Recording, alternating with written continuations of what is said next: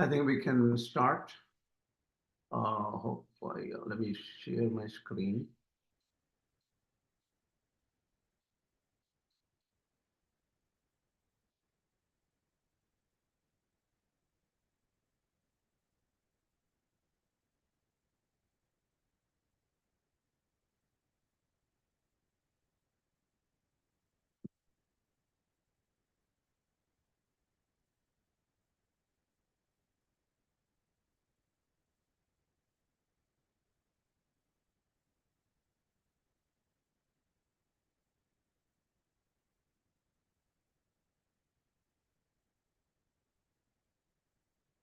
I guess you can see my screen, right? Bhagavad-Gītā Lecture 178. Yeah, yes. Very good. Namaste, everyone. Okay. Okay. Summary of last class, that is at the end, we talked about Jnana Karma Samuchaya. That is the view of Madhvācārya on how karma and jnana can be mixed. So karma and jnana are not opposed to each other. They can be mixed according to Madhvācārya. This is sort of similar to the Vishishtadvaita view, but if there are any differences, I will let you know later. So what Madhvācārya says is swa-svarūpa ananda of Jiva. That means Jiva has essentially, by its nature itself, the very form, it has bliss. But that bliss is covered by avidyā or ignorance. And is it enough just to take away that ignorance? If that ignorance is taken, is it getting moksha or mukti? No, it is not sufficient. What Madhvācārya says is you need the blessings of Īśvara, the grace of Īśvara. Krishna's grace is necessary. So only because of the Īśvara nigraha, that means Īśvara has decided that all of us are not enjoying our inherent bliss, which is verily our form. We are unable to experience that bliss because of the Īśvara sankalpa, or Īśvara has willed that way. So he has said that nobody can experience Swarupa Sukha easily unless he lets it happen. So even after getting knowledge, you will not be able to experience your inherent bliss unless Paramatma gives his blessings and okay. So even after getting jnana, it is good for a person to continue with selfless service, selfless actions. So this is what is the summary we talked about last time. And so the combination of jnana and karma, the combination of actions, prescribed actions and knowledge, they are not against each other. Even after jnani gets direct perception of Paramatma, jnani can continue with karma. In fact, it is preferable that he continues with karma because selfless actions will help him increase his bliss during moksha. So the idea is, Madhvācārya is not saying that the primary method or a path to get moksha is through karma or only through actions. That is not what he is saying. Jnana is the main method. Knowledge is the main method. But karma is also needed. Action is needed. Prescribed actions are needed. Veda vihita karmas are needed. But they are secondary in nature. But they are not at all incompatible with jnana. I hope the jnana karma samuchaya vishayas are well understood. We have repeated this many times. I guess it's pretty straightforward. So we are continuing with the shloka 2.50.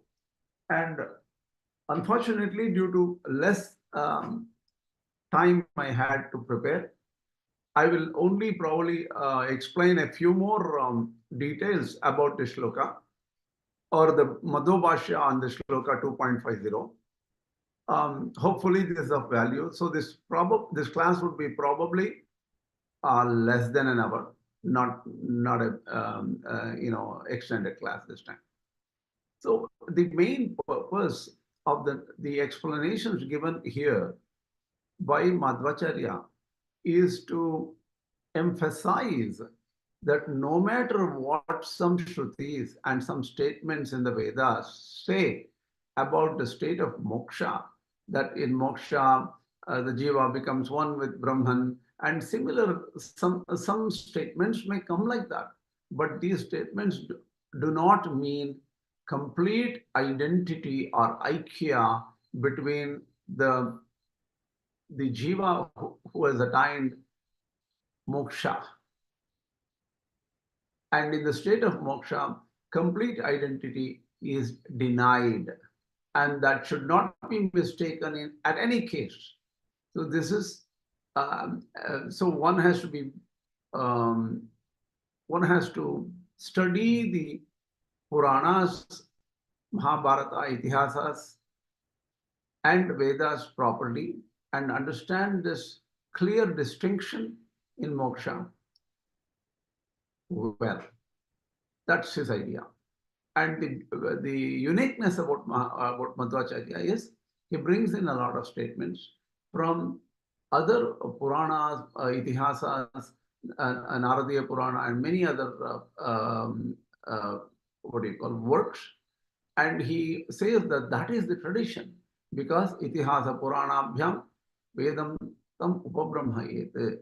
So we have to understand Vedas and Upanishads in the light or with the assistance of Puranas and other Itihasas. So taking that traditional view, Madhvācārya says aikya is not attained by mukta, and in Mahabharata it is stated that even the muktās have sense organs, divine sense organs, and they are able to perceive and experience different experiences, different delightful experiences in moksha. And question comes up, does a muktātma or a person who has reached moksha, does that person remember the past lives? If he remembers, that's a different question. If he does not remember anything of the past, don't you think that will become total ignorance on his part? So his jnana or total lack of knowledge, he becomes like a stone. That itself is a horrible state, sad state. So aikya as oneness and no knowledge of anything else, because in Advaita they have to agree that everything is mithya. When the mithya is gone, why are you remembering? You cannot remember anything.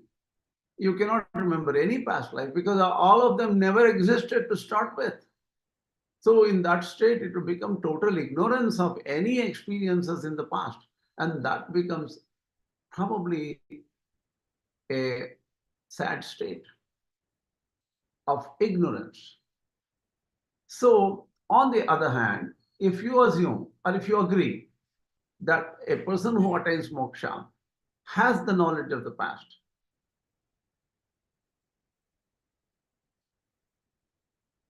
then one, at the same time, if you say Īśvara and Jiva are one and the same, then don't you think in the past Īśvara had to experience all the sorrow in like how Jiva experienced? Because Jiva and Īśvara, if they are the same, if Jiva is experiencing sorrow, then you have to agree that Īśvara is also experiencing sorrow, because Jiva and Īśvara are one and the same. That is also not acceptable. Distinctly, Jiva is separate and Īśvara is separate. So Īśvara has to be taken as a totally different person, and Jivas are the ones who did experience sorrow in the past. And in the Shruti statement, it's very clear that Īśvara never experiences any kind of sorrow whatsoever, whether it is in the past, present, or in the future. Shukadinam pratak drishtescha. So the thing is, here he takes the example of Shukacharya, who is supposed to be a jnani. He's a mukta. And even though he's a mukta, he is released, he is still different from Paramatma. How is he different from Paramatma? Shuka can never get the innumerable auspicious qualities of Paramatma. So there is always a difference in terms of gunas or the quality between Paramatma and Shuka, even though he may be a mukta. So the max a person can get is some similarity with Paramatma once that person attains moksha. So even the Bhagavad-Gītā says, Mama sadharmyam agataha. So they get ultimate similarity with myself. That's what Krishna says in the Gita. So one might think like, okay, Shuka basically, still has some prarabdha karma, some leftover karma. So he has a body and he is distinct and he is different from Paramatma, different from many other people. So once the remnant prarabdha karma goes away, he will become one with Paramatma. Why don't we agree on that? This view also is wrong. So it is like saying that once the mirror is destroyed, the what do you call? See, the reflected image is destroyed for sure, right? Mirror is gone, so the reflection is gone. Does it mean that Jivatma is destroyed? That is, Jivatma is the image of Paramatma. And does the Jivatma ever get destroyed? No, it is eternal. And not only that, the Upadhi or the reflecting medium is never destroyed. They are real and eternal.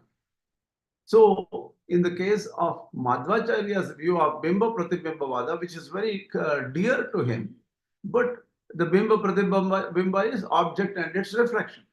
That ideology is important for Madhvācārya, but his understanding is totally different from the Advaita view of reflections, where in Advaita, the upadhis are the reflecting medium, which could be a different medium. So Paramatma or Brahman is reflected on adjuncts, upadhis, and so Brahman appears as many. At the end in Advaita, all the adjuncts are unreal.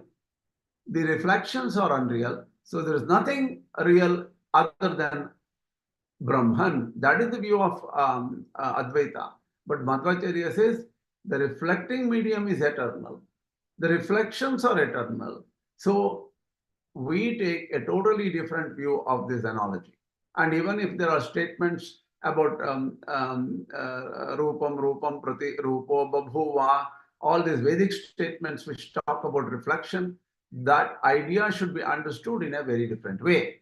So there is eternal, the images are eternal, jivas are eternal, the medium is eternal. So there is no question of understanding this in an Advaita way. And also Jīva-Svarūpa, or the very essence of Jiva, can never be destroyed, because that is nitya. It is stated everywhere in the Shastras that Jiva is eternal. My question. Yeah. Do Madhvācārya agrees Jivan Mukti? Because when we say that Shukacharya is a mukta, in what context is this being mentioned? See, the thing is, Shukacharya is a mukta in the sense that there is nothing holding on to him here, because he is a jnani.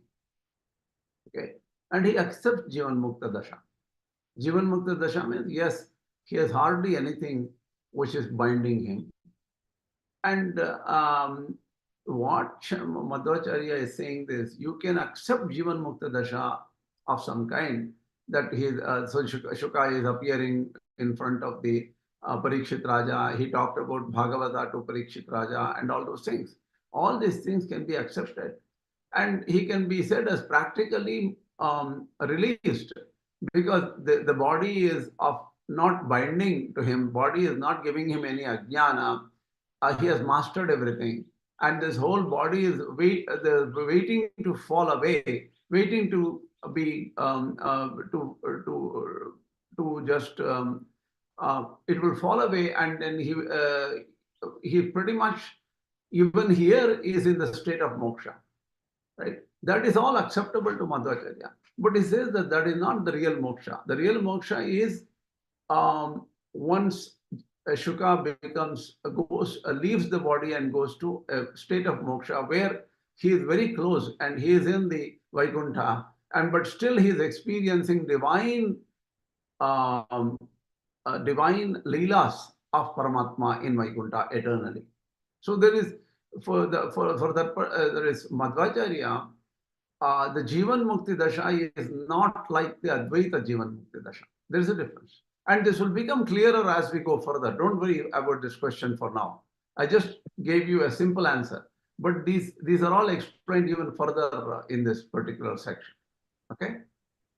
Okay, one more question. I hope if I'm digressing, don't need to answer now. Go ahead. Jivas, can I ask? Yeah, go ahead. Yeah, if Jiva is eternal and Jiva cannot go, is the number of Jivas constant from, or no new Jivas can come about? And True. No new Jivas can come about. Okay. Thank you. Yeah. That was my question. Okay.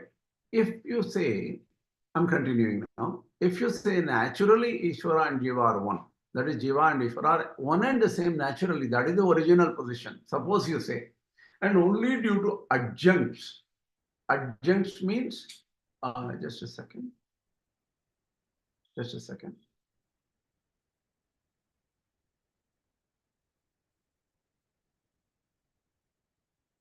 Okay, only due to upadhis or adjuncts, they appear to be different. Suppose you say, then if Ishvara and Jiva are one, Ishvara has to experience the pain and sorrow of Jiva. That itself becomes a problem. Ishvara is always blissful. So how can he experience any pleasure or pain through the body like how Jiva experiences? So that has to be denied. So this point of oneness of naturally one kind of idea is wrong. Okay, suppose it just explains through a small example. He says that, look, we have several limbs, hands and legs and all those things. Due to some accident, suppose one of the limbs of a Jiva is crushed, the Jiva experiences pain. In the case of Ishvara, you can say he does not have a body like Jiva, he doesn't experience pain. But if he and Jiva are the same, then what happens is, because Jiva has a physical body and which undergoes through pleasure, pain, and if somebody even pricks the hand or something, Jiva experiences pain. So if Jiva is identical to Ishvara, he has to experience pain. So this very idea that Jiva and Ishvara are naturally identical is a wrong view. It's erroneous. That's what Madhvācārya is saying. Jagat vyapara varjam ityashvarya maryadoktescha idam jnanam upashritya mama sadham imagataha. All Madhvācārya is doing in explaining this verse 2.50 of Gita is... I have one question. Go ahead. That is, when is in the mundane world, the Jiva experiences all the pleasure, pain, everything. But when he is realized and his experience, Ishvara doesn't experience all those the Jiva is experiencing. No, it is talking only in the Vyavaharika, the Prapancha. No, when he is realized, and there is no pleasure and pain even in Atman Jiva, no, according to Madhvācārya. Hold on. So when you ask your question, don't use the term Vyavaharika, because for Okay. Madhvācārya, there is no Vyavaharika and Paramatmika difference, right? Yes. Okay, so rephrase your question now without Unrealized Jiva and unrealized Jiva. The pain and pleasure is only for unrealized Jiva, no? When the Jiva is Mukta, or even if you say Atman is Mukta, and Ishvara doesn't enjoy the pleasure and pain of Jiva, when you say, that doesn't apply, no? In the realized state, there is no pain and pleasure for Atma or Jiva, no? Is there any pain and pleasure even after he is realized? No. See, no. You have to think about how Madhvācārya is arguing here. What Madhvācārya is arguing here is, suppose somebody, an opponent or an opposing viewpoint says that Ishvara and Jiva are the same, right? So there is no problem in the state of Mokṣa. In the state of Mokṣa, if somebody says Ishvara and Jiva are the same, well, Jiva also does not experience any sorrow or pain. So Ishvara also does not experience any sorrow or pain at that time. So that is not a big issue in the state of Mokṣa. In the state of bondage, if Ishvara is taken as same as Jiva, then definitely Ishvara has to experience the pain and sorrow of Jiva. That is wrong. That itself I can't understand, because when the Jiva is born, Ishvara is not born, no? The state is totally different from Ishvara and Jiva. See, this is an assumption. See, look at an assumption here. What Madhvācārya is saying, suppose you assume that Ishvara and Jiva exactly identical, then there is a problem in the state of bondage. That means Jiva has to undergo even birth or death or growth or old age or diseases or whatever. If you assume Jiva and Paramatma are exactly same, Jiva and Ishvara are exactly same, then Ishvara will have to experience all these problems Jiva is experiencing, right? That's what he's saying. Even when you say that it is similar to Jiva, then also this problem will come, no? If there is no relation at all, no identity at all between Ishvara and Jiva, or Ishvara and Brahman, or Ishvara, Jiva, Baddha Jiva, Brahma, so then you can explain. But if there is something which is identical, which is same in Jiva, in Ishvara and Brahman also, then how can you explain when they are Baddha Jiva? No, 1 second, hold on. See, I don't understand your question. The reason is... No, in Jiva also, in individual also, there is an amsha of Bhagavad amsha or Ishvara amsha, no? They are born from, we are all born from Brahman, no? So akamayata, that's what even Madhvācārya accepts, no? No, wait a minute. For Madhvācārya, there is no upadana karanatva of Jiva. Jiva is not a piece of Paramatma. Even the amsha is experienced as bhinna amsha. Amsha is not, he is not coming out of, like, so Madhvācārya does not believe in the sparks coming out of the same fire kind of a analogy. He doesn't believe in it. Madhvācārya says Jivas are eternally there because of the will of God. So they are always different from Paramatma. They are not a piece of Paramatma. How did all these Jivas come then? From where did they come? See, well, you know... This is a basic question everybody will get, no? Yeah. See, the thing is, this is sort of the same way which even the ordinary Sri Vaishnavas and Vishishtadvaitins agree on, right? In the sense that, you know, they even state passages saying that und umaynd and all those things where the Alvars are talking about. That means here during Pralaya he ate up everything and he's holding everything in his tummy, and then he spits out during the creation. And so they are in his body, they are in a subtle state. So Jivas are separate, Paramatma is separate, the Prakriti is separate. But during dissolution or pralaya, he will put them into an unmanifest avyakta state.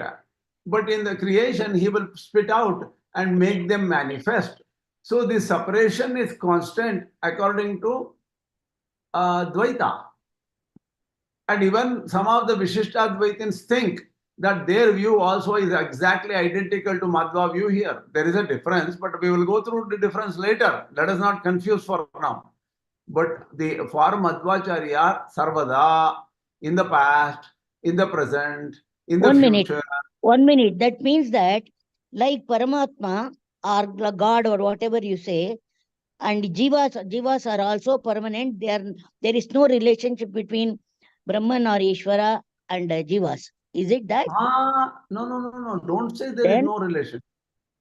Don't say there is no relationship. No, I'm asking, this is a question. I'm answering, there is one relationship for constant, right? That is, other than Hari, all Jivas and all matter are dependent on Hari. Hari is only independent entity in the universe. That is clear. Okay, then how does the matter and Jiva came from? What is the origination of these two? According to Madhvācārya, I'm asking. Okay, according to Madhvācārya, there are three eternal things, right? Jiva, Jada, and Paramatma. Okay, so these three eternal things change state. That means the Prakriti is the cause of matter. This universe came from Prakriti, the primordial matter, right? Like the Big Bang, right? So thing is, the Jivas were always there, but Jivas got a body during creation. That's all. But Jivas are Anu, and they're always there. So they did not emanate from Brahman, no? According to Madhvācārya. They did not emanate from Brahman, but they are dependent on. They are there because of the will of God. Their Maybe existence. I don't want to. That is not questionable. But what is the origination of all Jivas? How did they come? They are eternally there. Are they eternally there? Hari or Krishna has eternally willed that these are eternal entities, which Prakriti is also eternal, Jivas are also eternal. That is eternally willed by Paramatma. Oh, before he wills, what was the state? The eternally willed. No, there is no question called before he willed. He always willed. So that means they are all independent. Prakriti is independent of Paramatma, and Jivas are also independent. But it is willed by Paramatma to be like this. Is it that? No, please understand. He says, the Madhvācārya in some place says, Yadanugrahaya santi. Because of the grace of the Lord, Hari, Jivas and Jadas exist eternally. If he had not given this blessing or grace, they won't even exist. But he has eternally graced, eternally blessed, eternally willed that all these are always there. So according to Madhvācārya, and how Prakriti came, or how Jivas, Atman, they came, there is no explanation for that, no? There is no explanation. He doesn't talk about all these.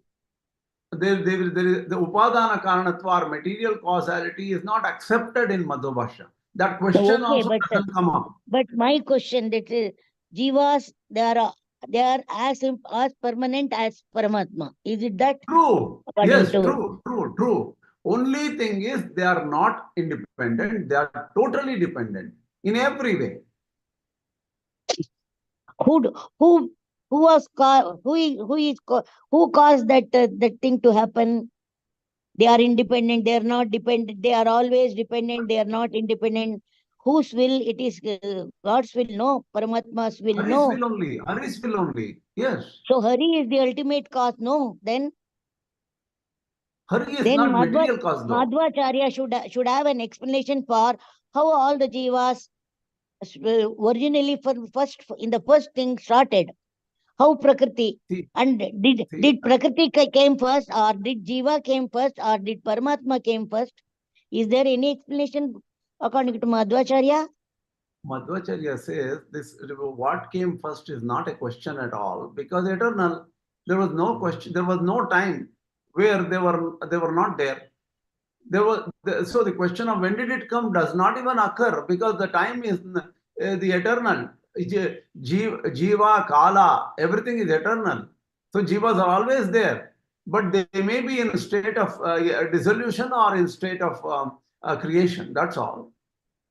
In dissolution, all the Mahatattva, Prakriti, and Jivas and everything are withdrawn and kept in an unmanifest state by the Hari. And after some time, Hari will release them based on their karmas, and they will get new bodies, and then the creation starts, acting. Are these expressions of Madhvācārya came from his realization after realizing everything? See, he says yes. All the devotees and the followers of Madhvācārya says yes. Madhvācārya realized. Not I'm asking. No, is it? No, it is my question, not followers of Madhvācārya. No, your question is, was he realized? Yes, he was realized. He says, I know the truth directly from Vyasa. Vyasa appeared to me and taught me everything. The other acharyas did not understand it properly. They have some errors. That's his view. Okay. Yeah.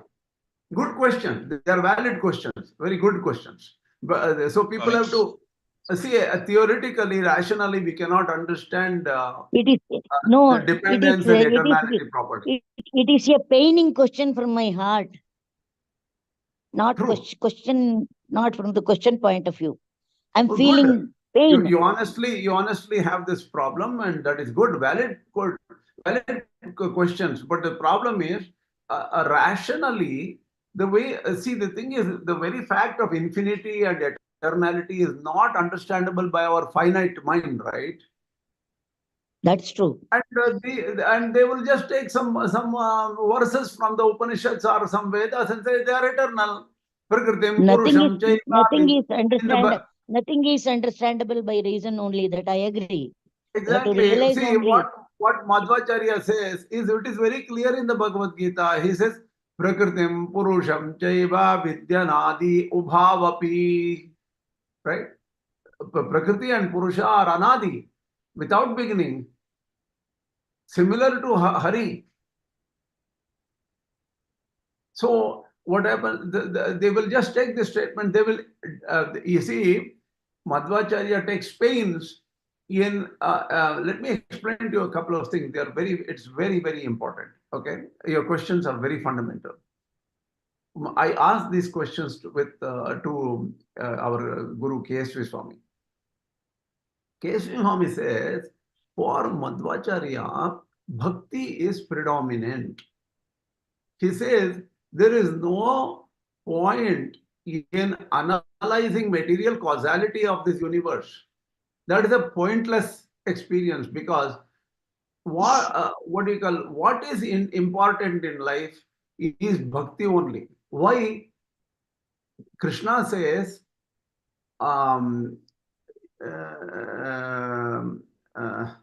Mameva ye prapadyante mayam etam tarantite. This Maya is not understandable. This thing is, this Maya is Ishvara Shakti. It is not understandable by anybody.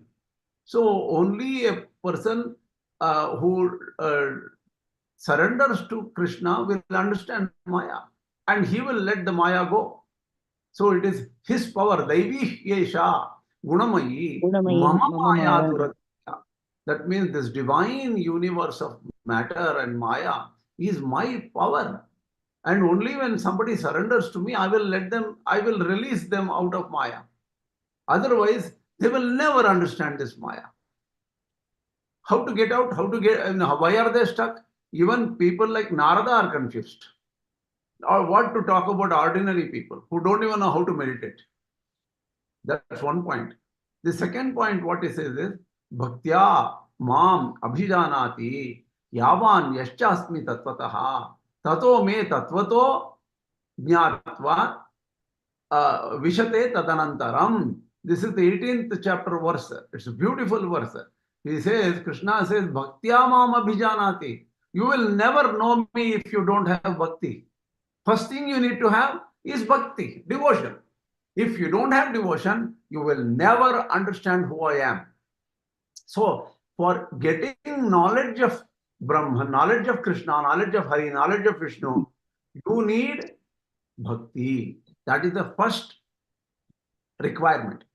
Once you have bhakti, you will know truth. Once you have truth, you will enter into me. Tato me tattvato jñātva. After understanding me properly, truly, powerfully, without any doubt, vishate tadanantaram, you will enter into me afterwards. What Madhvācārya says, I don't care about this entering. I don't even care about knowledge. First thing is, I need bhakti. If I get bhakti, knowledge will come, and later what happens, I don't even bother about what is mukti dasha.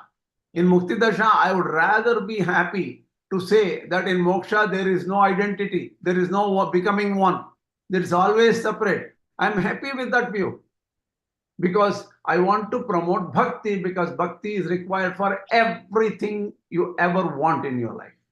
Because the power is with the powerful one. The powerful one is Lord Hari. He controls Maya. You are stuck in Maya. You need his help. So you need devotion. This is a simple logic Madhvācārya uses.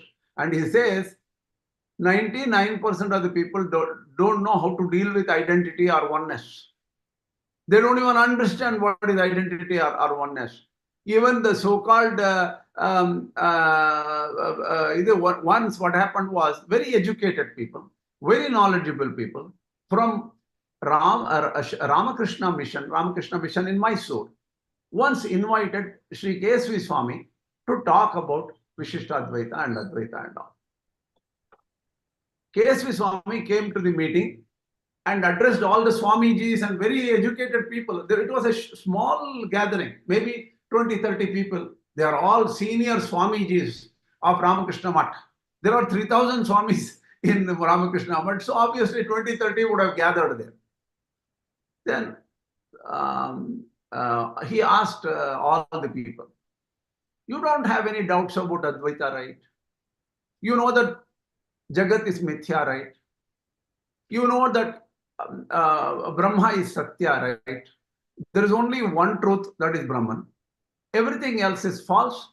Everything else is not there. Jagan Mithya. The universe is false. And you are perfectly convinced, right? Your Swamiji is wearing saffron clothes and you have taken, what do you call, you already studied all the scriptures and you are perfectly convinced that there is nothing else other than Brahman. Yes. If that is so, why have you invited me to talk? What is there to talk about? You already are Brahman. You have become Brahman. So you are Sarvajña. You know everything. Why do you ask me anything? Why do you want me to talk to you? And you are also blissful. You don't have a problem. So if you don't have a problem, why are you bothering me? You are happy. Be happy. Let me go. And he started walking away. Then a couple of people, no, Swami, come. We are convinced, but we are not realized yet. We don't know 100% everything by realization. We don't know that I am Brahman and there is nothing else in front of me. There is nothing else. All these things are still bothering the Maya, and I feel that it's still real. If somebody hits me, it still pains me. So there is some reality here and we don't understand it properly. Can we talk? Then he started talking that there are other views other than Advaita. So if just because you are an Advaitin or somebody is an Advaitin, it doesn't mean that they know it. If they know, they won't talk to you. They will be silent. There is no question of studies, Shastras, nothing. I have one more question. Yeah. That is, do you think that KSV is an authority for everything? Because you and Sri Ayvar for everything, Acharya Maya, they say. But do you authenticize that he is the perfect authority for every question? He knows everything. He has realized everything. No, I don't agree. I don't agree. See, what happens is, I am 60 plus years old, okay? And you are older than me. And there are many people here, different ages. How many scholars have we met personally for a long time? See, the thing is, I had different teachers and I had talked to different teachers before. And some of them came and told me that KSV is the best scholar who is living today. And I wanted to meet him and I talked to him. I know that KSV has problems. KSV has limitations. There are after meeting KSV, I talked to some other people, and some other people seem to know a lot about Mimamsa and other things, which KSV never said that he was an expert in Mimamsa. So I don't think KSV is perfect, but he knew essentially a lot more than I know, and he knew a lot more than many other people I know. People I knew when he was alive. So I'm not saying he's perfect and he's God or he is Vishnu or anything like that. He was a very well-read person and very thoroughly he understood things, and he had instantaneous answer. Many people I asked during my past so many years, I asked questions, what do you know? They used to come and say, let me check the Shrutis. I have not looked at the commentaries properly. Let me look at it and tell you. That's what many people used to say. I have never found KSV do that. KSV didn't even know how to, could not even read books, because in the last 15, 20 years of his life, his eyes were only performing at 15% level or 10% level. He was pretty much blind to look at books. But he always had things in his mind, ready-made answers. So that's why I liked him, that's all. Okay. Okay. Swami, I have one question. Okay. When we use the word Atman, how does Madhvācārya understand that word? Does it refer to Jīva-Ātma according to him? Or No. It becomes contextual to all acharyas. Okay. So the thing is, the word Atman is complex. The very Sanskrit is complex. There is a verse in the 6th chapter. It says, Uddharet Atmanatmanam Natmanam avasadhet Atmaiva Hyatmano Bandhuhu Atmaiva Ripuratmanaha. The same verse uses the word Atma in different senses. And every Acharya have to agree that this Atma word is very complex and contextually they have to understand. It based on context. So Atma cannot be understood exactly unless you know the context. For example, I'll tell you one thing. This was said against told by my guru KSV. He said Sanskrit is so weird. Look at this. He gave an example. I am Ghata Mridatmakaha, he said. That means this Ghata or the pot is made of Mrit. Mrit means mud. So Mridatmakaha means in the Sanskrit, in this particular statement, this pot is made of mud. But in Sanskrit, what do you say? I am Ghata Mridatmakaha. What does that Atma mean there?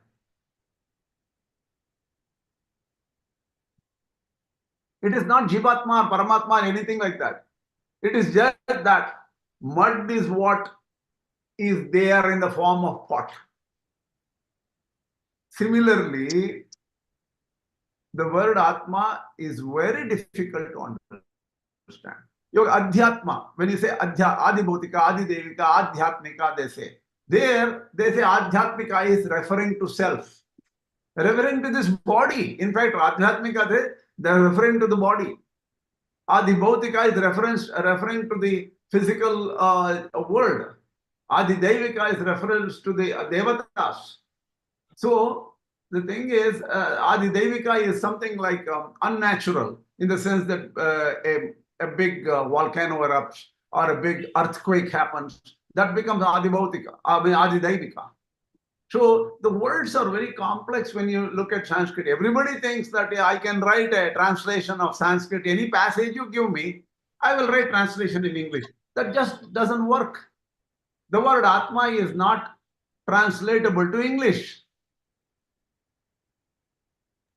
So when we talk about aikya or identity, even in Advaita, do they say that Jiva and Brahma are one?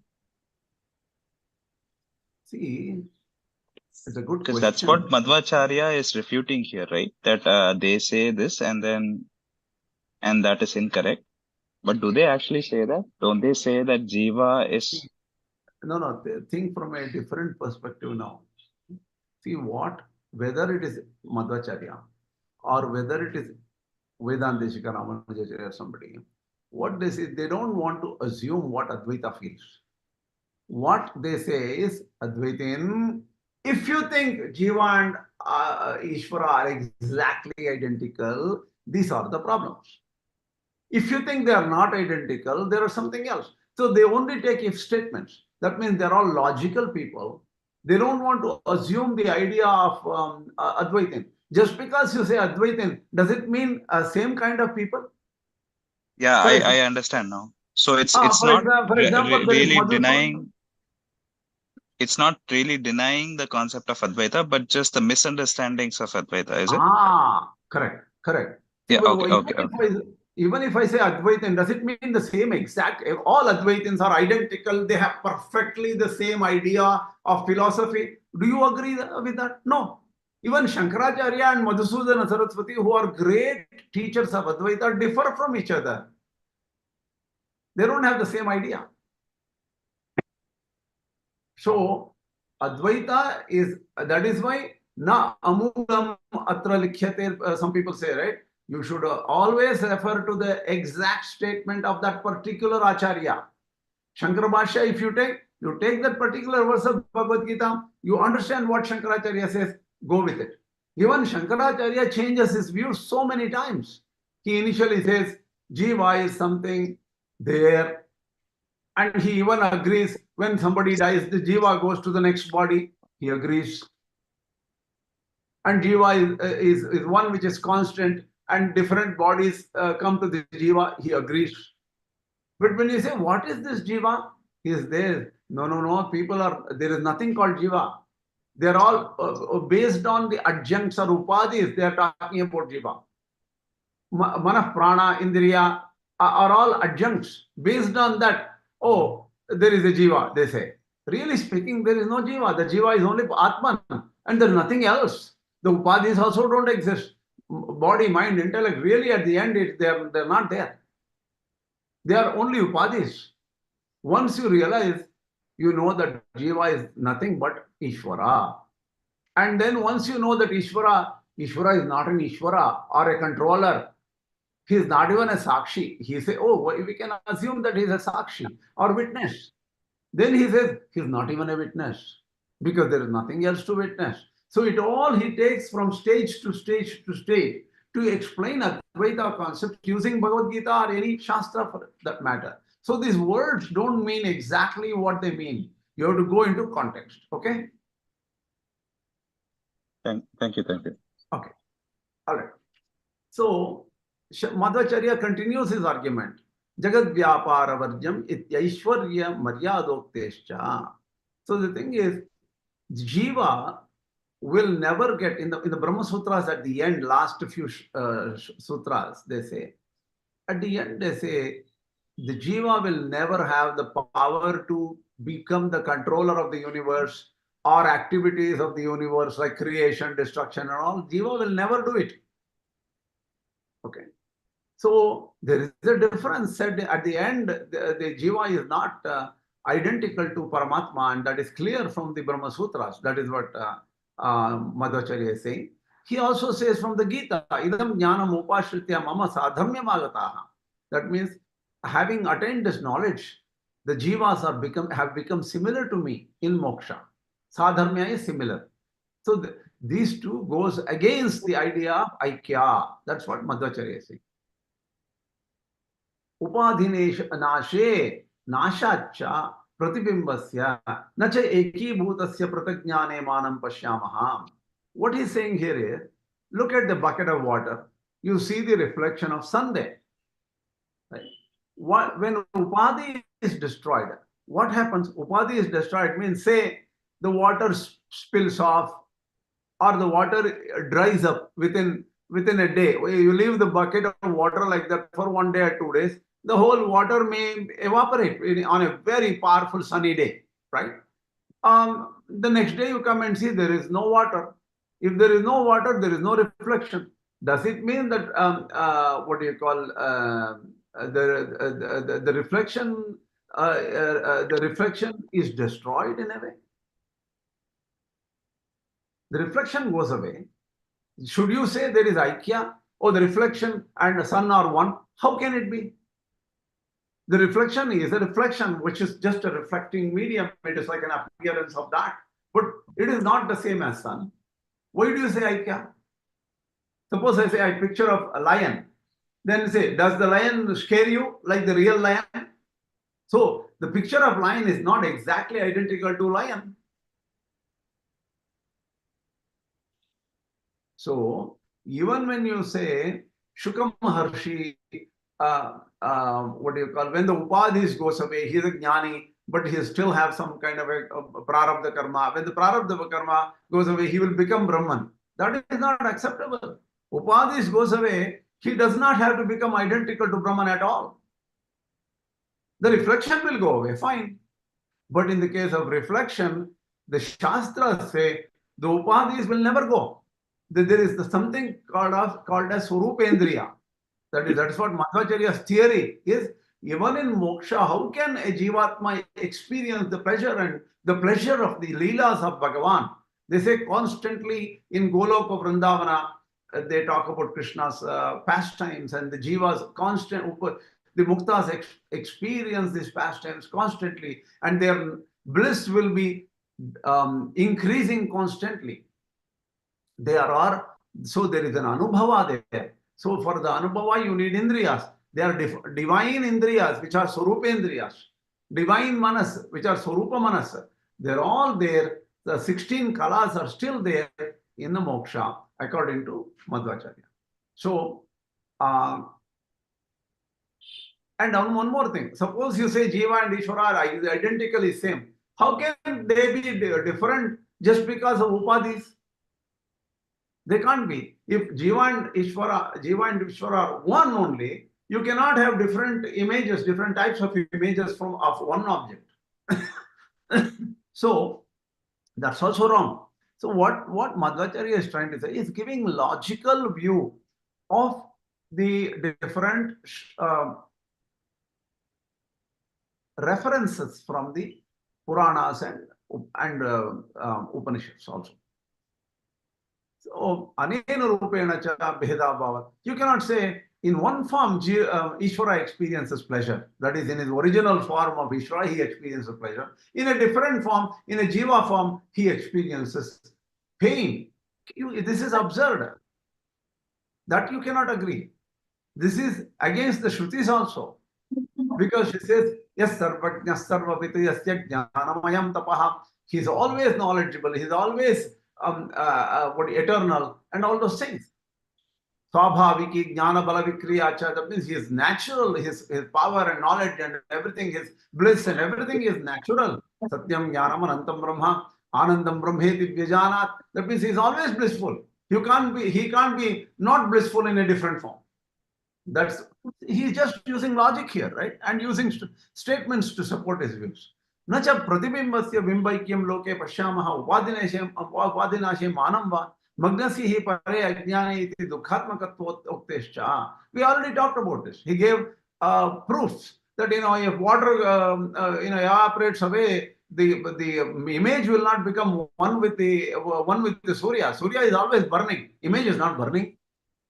So magnasya hi pare ajñāne. Suppose you assume that Jivatma becomes one with Paramatma in Mokṣa. Then he loses all knowledge. Losing knowledge itself is dukkha. It is a negative thing. So that is also not a very good view. Yavadatma bhavitvati ityupadi nityabhidhanacha. So even in the Shastra, Yavadatma bhavitvat is a Brahma Sutra. As long as Atma is there, there is upadhi. That means upadhi will never go away. Upadhi is adjunct. So the Jivatma has a particular deha which will never go. Jivatma has different kinds of bodies. Sukshma Sharira is different. Sukshma Sharira is still material. Jivatma has swarupa deha. That swarupa deha is eternal. It will never go away even in Moksha.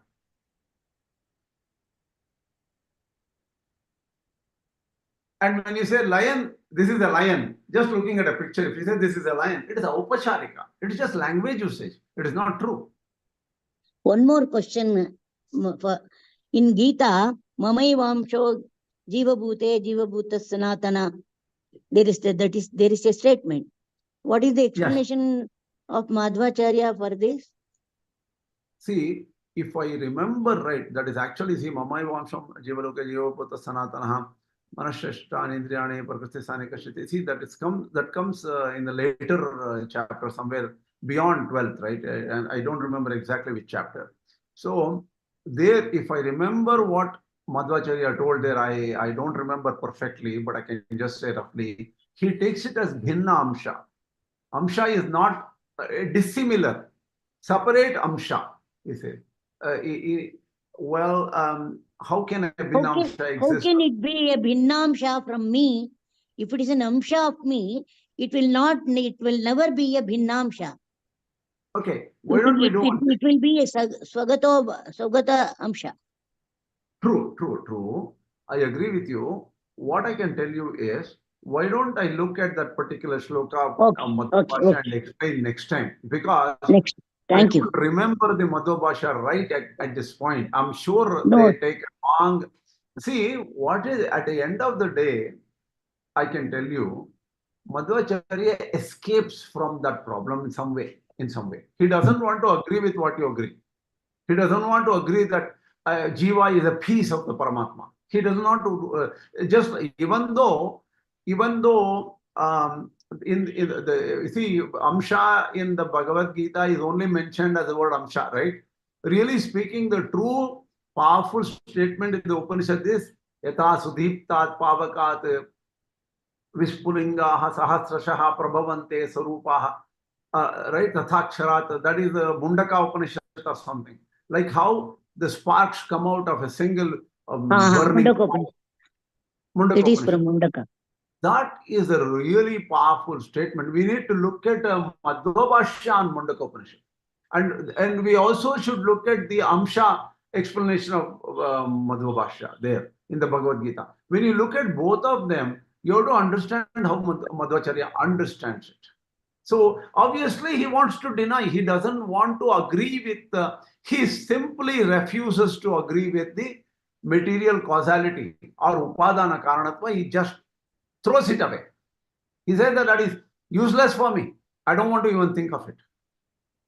So each acharya has some things, right? When Bheda comes, Shankaracharya runs away from Bheda, right?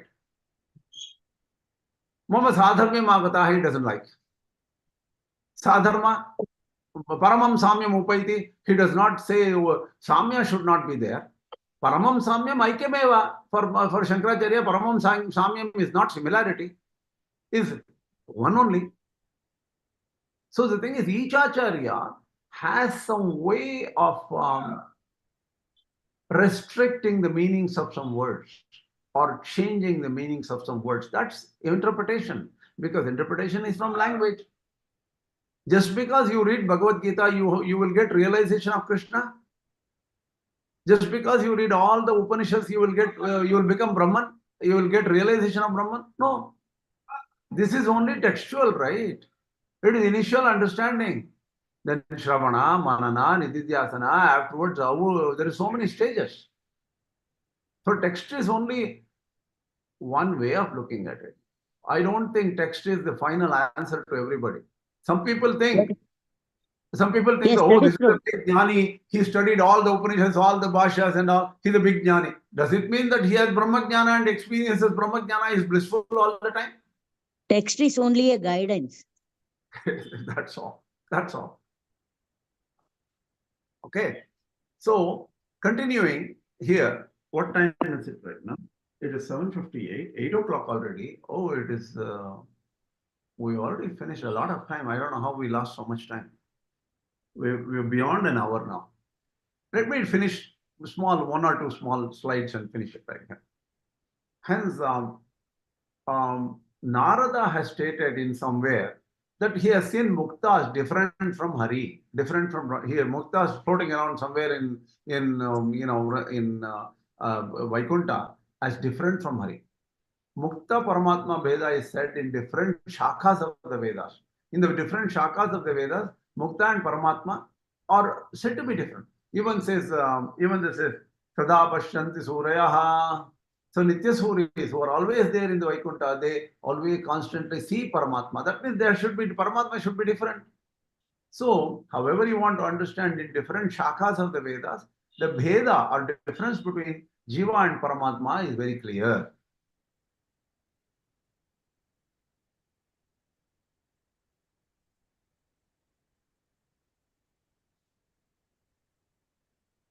Why don't we do one thing? I'll take up this verse next time. Next week, same Saturday, I'll try to have the class.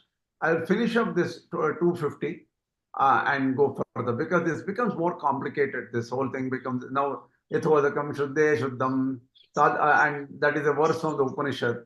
Yatha Anadyasandamanaha, that is also a verse from Upanishad. That's a little bit complicated, so it's better to deal with it next class. With this, I will Can I ask one short question, please? Yeah. 1 second, just 1 second. Yeah, no, I want to know, once the Jiva leaves the body and becomes in a subtle form, how do they distinguish one Jiva from the other? I mean, how did, now you talked about Narada, how did he distinguish? Repeat the question, please. Once the Jiva leaves the body, it is in a subtle form. True. Okay. But how can anybody, Narada, you just mentioned, distinguish between one Jiva and another Jiva? See, it's a very good question. Ordinary people like us cannot distinguish. Okay? See, even in the Bhagavad-Gītā, I say, Utkramantam sitam vapi bhunjanam va gunanvitam vimudhananu pashyanti jnana chakshushaha. Right? This is in the 13th chapter, I think. Utkramantam sitam vapi. When Jiva leaves the body, Utkramantam is leaving. Utkramantam. Sthitam vapi. Now that I am alive, Jiva is inside, but I cannot see Jiva. But I cannot see also the Jiva when I die. I don't know, or if somebody dies, I don't know where that Jiva went. I can't see the Jiva. Utkramantam, Sthitam vapi, Bhunjanam va gunanvitam. The thing is, even though I am experiencing gunas and other things around me, I don't know the truth. I cannot see my Jivatma. Vimudhananu pashyanti. People who are ignorant will never see Jivatma. They don't see Jivatma. Vimudhananu pashyanti jnana chakshushaha. That is, people with knowledge will see. So, a Atma Jnani can see Jivatma separately. Atma Jnani can see each Jivatma separately. Not us. Thank you. Namaskar. So we'll end here, already getting late. Thank you. Gurubhyo Namaha, Parama Gurubhyo Namaha, Sarva Gurubhyo Namaha, Shri Krishna Parabrahmane Namaha, Shri Lakshmi Narasimha Parabrahmane Namaha, Shri Lakshmi Hayavara Parabrahmane Namaha, Sarvam Shri Krishna Arpanamastu. Thank you. Namaskaram.